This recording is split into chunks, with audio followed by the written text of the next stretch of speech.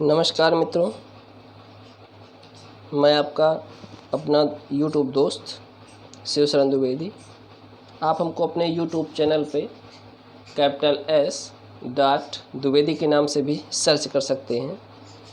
आइए आज हम एक नए टॉपिक के साथ आपके सामने उपस्थित हुए हैं। तो आज हमारा टॉपिक क्रिया है।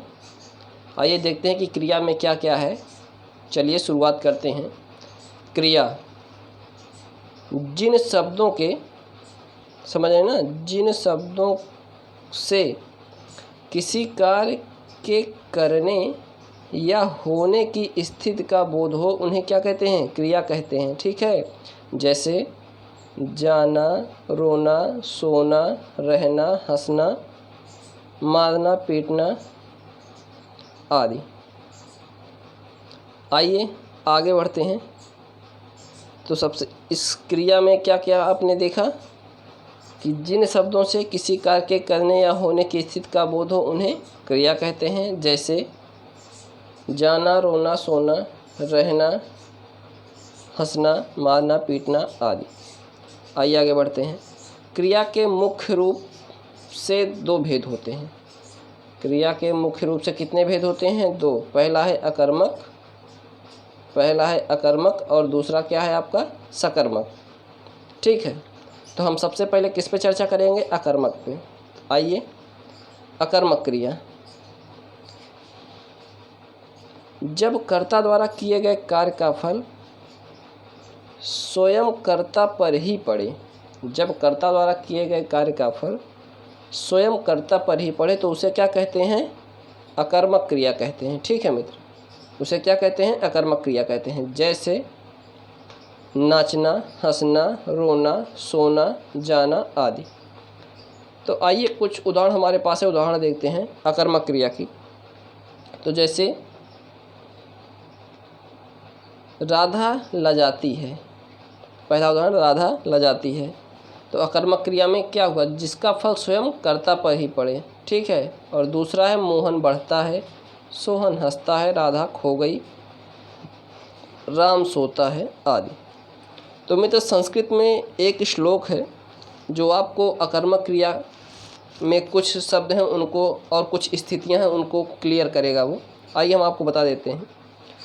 तो वो श्लोक है, लज्जा सत्ता स्थिति जागरणम, वृद्धि क्षय भय जीवन मरणम, शयन क्रीड़ा रुचि दीप्त्यर्थम, धातु गणम तम अकर्मकम आव। तो मित्र होता क्या है? सबसे पहले लज्जा, किसी सत्ता, स्थिति, जागरण, वृद्धि माने बढ़ना, क्षय, भय, जीवन, मरण, शयन, क्रीड़ा माने खेलना, रुचि, दीप्त्यर्थ माने प्रकाशमान। इतने धातु जहाँ पे आएंगे वो क्या होगा? अकर्मक क्रिया होगी। ठीक है मित्र, आइए अब आगे बढ़ते हैं। आपके साथ हम चलेंगे आपको लेकर सकर्मक क्रिया की ओर। आइए देखते हैं सकर्मक क्रिया क्या है। जब कर्ता द्वारा किए गए कार्य का फल किसी अन्य पर पड़े। जब कर्ता द्वारा किए गए कार्य का फल किसी अन्य पर पड़े तो उसे सकर्मक क्रिया कहते हैं, जैसे खाना, खरीदना, पीटना आदि। तो मित्र इसमें क्या होता है सकर्मक क्रिया में? जैसे खाना, खरीदना, पीटना आदि। आइए उदाहरण से स्पष्ट करते हैं। वह पुस्तक पढ़ता है। ठीक, किसी अन्य पर वह क्या पढ़ता है? वह पुस्तक पढ़ता है। वह टीवी देखता है, वह फुटबॉल खेलता है आदि। ऐसे शब्द जहाँ पे आएंगे ऐसे ही वाक्यों से स्पष्ट हो जाएगी सकर्मक क्रिया यहाँ पे है। आइए कुछ हम आपको नोट में लिखे हुए हैं उसको आप दिखाते हैं कि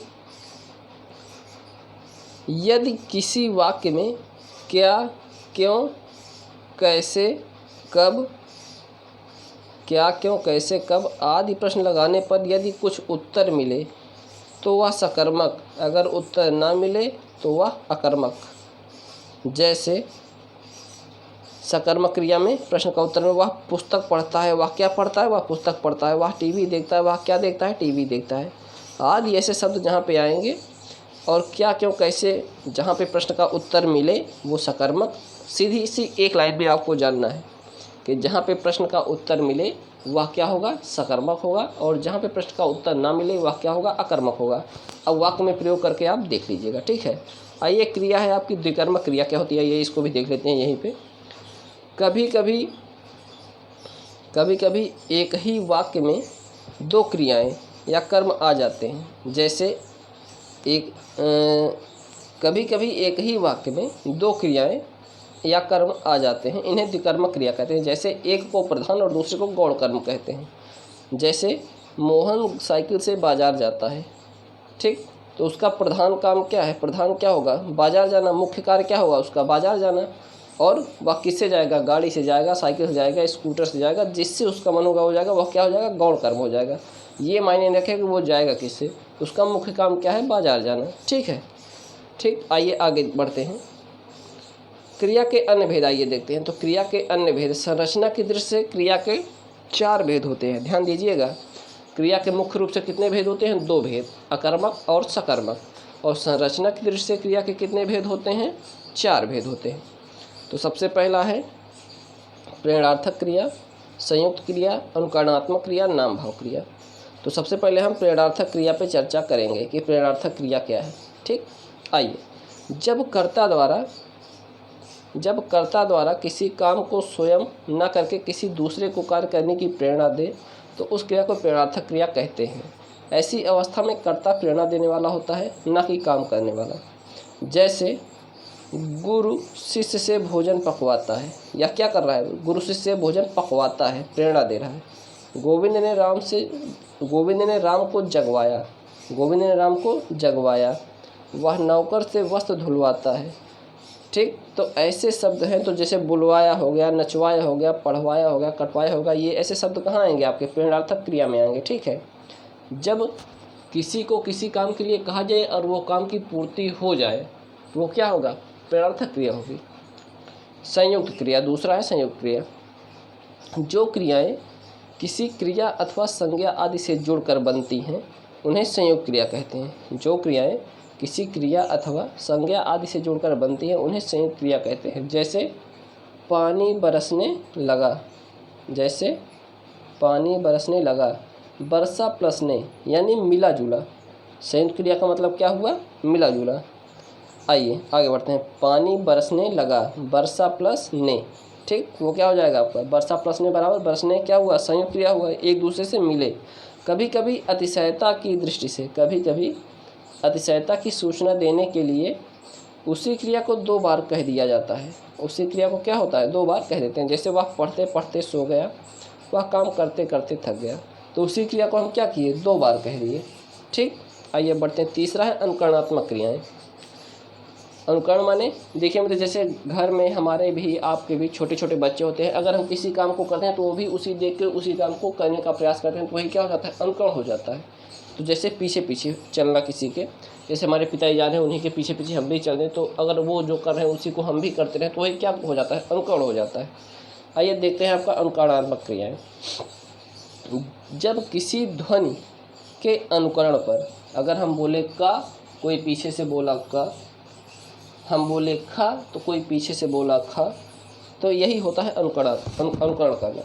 जब किसी ध्वनि के अनुकरण पर क्रिया बना